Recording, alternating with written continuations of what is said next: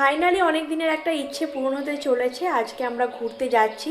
তো আমরা আর 2 ঘন্টা পরই বাড়ি থেকে বেরিয়ে যাব। আর আজকে আমাদের ট্রেনটা কনফার্ম হয়েছে। এতদিন ধরে ওয়েটিং পড়েছিল, প্রায় 2 মাস আগে থেকে আমরা টিকিট কেটে বসেছিলাম, কিন্তু সেটা আজকে সকালেই কনফার্ম হয়েছে।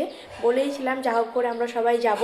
তো আমাদের ট্রেন রয়েছে 8টার সময়, কিন্তু আমরা এখনই বেরিয়ে যাব আর একটু পরেই, কারণ আমাদের বাড়ি থেকে যেতে অনেকটাই টাইম লাগবে। এখন যাব খাওয়া দাওয়া করতে, তারপর রেডি হয়ে আসছি।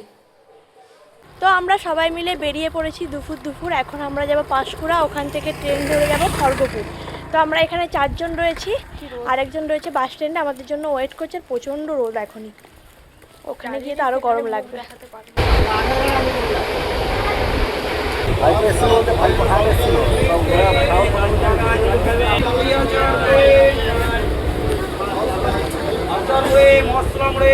তো আমরা আছি এখন ট্রেনে যাচ্ছি খড়গপুর, কিন্তু এখনই আমার খুব ঘুম পাচ্ছে, খুব টায়ার্ড লাগছে।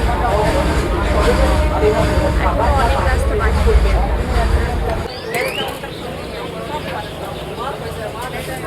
কি হয়েছে ভালো মতো? তো আমরা খড়গপুরে নেমে এখন চলে এসেছি টিফিন করতে। আমাদের খুব খিদে পেয়ে গেছে।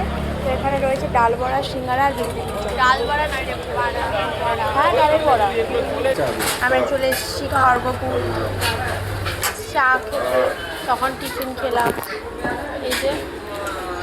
তো আমরা খুব টায়ার্ড হয়ে গেছি, তো সেই জন্য এখন একটু চা খেয়ে নিচ্ছি। গরমও লাগছে, তার সাথে আবার চা খাচ্ছি।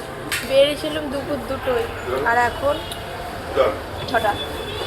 তো আমরা খড়গপুর স্টেশনে চলে এসেছি, আর অনেকটা আগেই চলে এসেছি, যেহেতু আমাদের অনেকটা দূরে বাড়ি ছিল, তো সেই জন্য বাড়ি থেকে একটু তাড়াতাড়ি বেরিয়েছিলাম।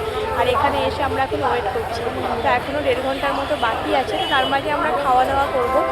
আর সত্যি বলতে খুব নার্ভাসও লাগছে, কারণ এই প্রথমবার আমি বাড়ির সবাইকে নিয়ে একা একা ট্রেনে যাতায়াত করবো। তো এর আগে আমি ট্রেনে যাতায়াত করেছি, কিন্তু এরকম দূরে কোথাও যাতায়াত করিনি। তো ইউনিভার্সিটি যখন পড়তাম তখন সবাই মিলে কালিম্পং গিয়েছিলাম, সেখানে আমার গাইড ছিল। কিন্তু এখানে আমার গাইড কেউ নেই, আমি এদের সবাইকে নিয়ে যাব, কারণ আমার মা বোন কেউ কখনো দূরে এরকম যাতায়াত করেনি ট্রেনে। তো সেই জন্য খুব নার্ভাস লাগছে।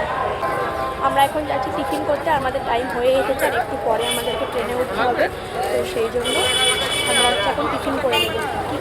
আমরা এখানে অর্ডার করেছি তরকা রুটি। মা আরে খাওয়া দাওয়া করবে না, আমরা 3জনই এখানে খেতে বসে পড়েছি।